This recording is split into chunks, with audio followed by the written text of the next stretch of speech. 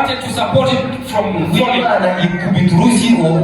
God slapped Uzzah and he fell down and died. Suppose it's you. Can you receive that?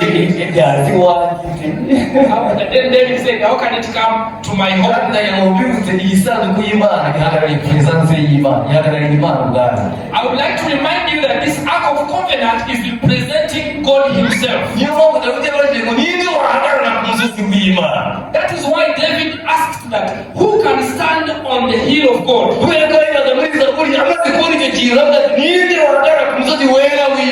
After him saying that, he said that, therefore, who can stand on the hill of God? What are we required to have in order to live with this Ark of Covenant? Is it many prayers? And people who are consistent in the house of God? Hallelujah. Hallelujah. It was a great question to ask. But David gave an answer in Psalms.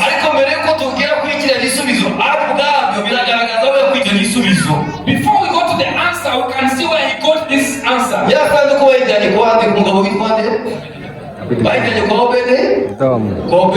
Where was this ark taken? To Obed-Edom. From Gathite. That Gathite was a Gentile, he deserved death. This is what I thought about Obed-Edom. Number one, he was not famous.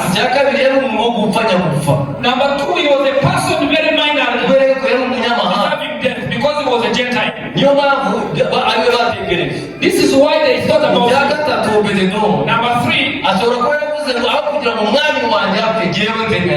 maybe Obed-Edom said, instead of my king to die, I better die on his behalf. We don't see Obed-Edom rejecting to receive this Ark of Covenant. Maybe it's because of the nature of this Obed-Edom. Hallelujah. Hallelujah. Hallelujah. Amen. He's a person of integrity before the king.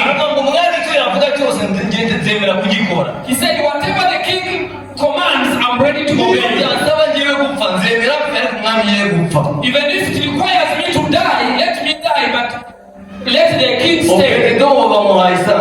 Then they gave that Ark of Covenant to Obed-Edom.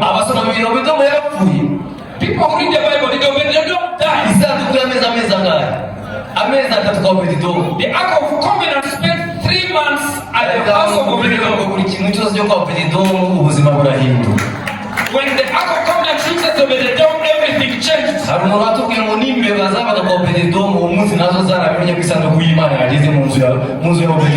There is a person who told us that even the rats in the house of Obed-Edom knew that the Ark of Covenant has reached in the house of Obed-Edom.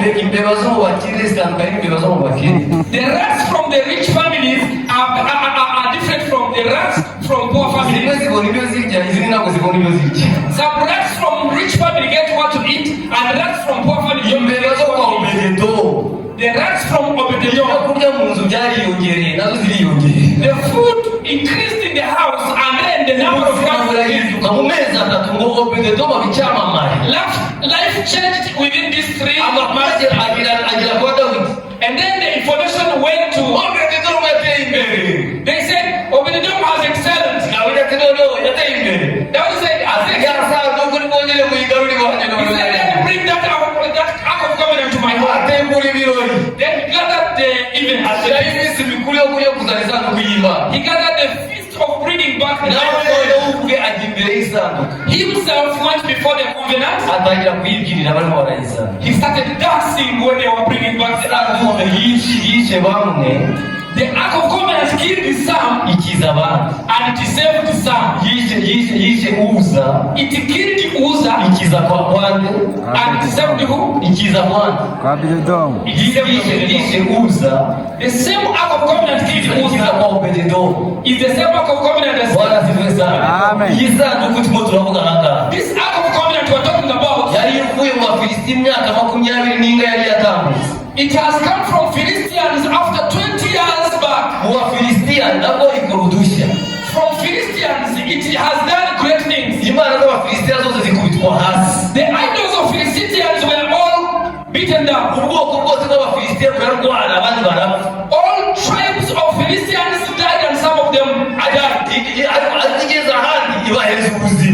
when they reached at another place, it gave them life. Bwana sifiwe sana. Praise the Lord. Umugore wa Dawidi, The wife of David, atangira kumuvugiraho. he started speaking. Ati dore umwami ukuntu yikoze imbere y'abagaragu. He said, imagine, see how the king is dancing before me.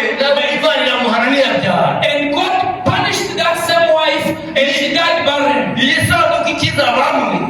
same act that same and kills others. Some of them get blessings. Others get curses.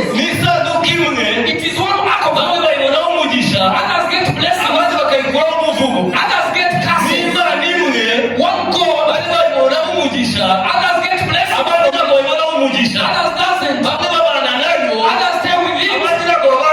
Others don't. He's one God. Moves with this. This one doesn't. Goes with this. And then this one doesn't. It blesses others. Others doesn't. What is required? David asked me, what is the problem? What is required? Praise the Lord. Praise the Lord. Touch on the shoulder of your neighbor. Say, may God visit you today. Hallelujah. Amen. Hallelujah. Amen. Who will stand on the hill of that God? Which criteria does he have? That God was going on which criteria? David looked around and then he waited for that ark. Normally Israel, they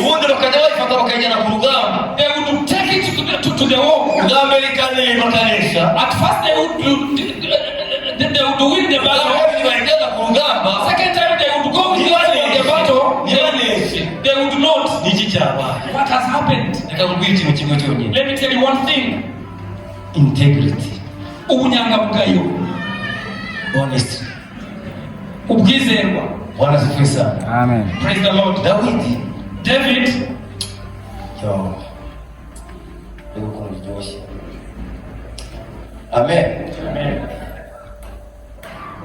Dawidi yatinye ko isanduku itahamagara.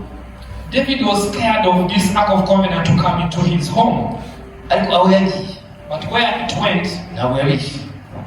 It never killed them. Uzitandukana wapi handi? Do you know the difference between the two? Bamenye kubana niyo sana. Some knew how to live with this Ark of Covenant. Others never knew how to live with it. Dawidi rero arabivuga mu gitabo cya Zaburi hariya dusubire. David talks about this in the book of Psalms. Aho tumaze gusoma ibice 15 mu wa kabiri. When we have just read in the book of Psalms 15 verse 2. Ukunja Dawidi atari igisubizo rero. Listen to the answer that David gave. Uyu muntu ninde uzagarura hera y'Imana? And who is this person that will stand on the hill of God? Ninde? Umuntu ugendera he? Bitungana akagira ati agakora ibyo gukiranuka yarangiza akavuga iby'ukuri nk'uko biri hehe kugira ngo uyu ni umuntu honest. This is the person that will stand on the hill, he whose walk is blameless and who does what is righteous and who speaks the truth from his heart. I'd like to tell you this, brethren. There are very many things we do, and there are very many things that God would like.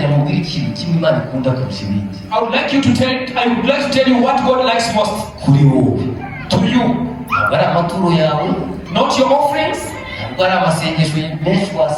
not your regular prayers, not a lot of works you do. Only one thing that God loves most: your heart.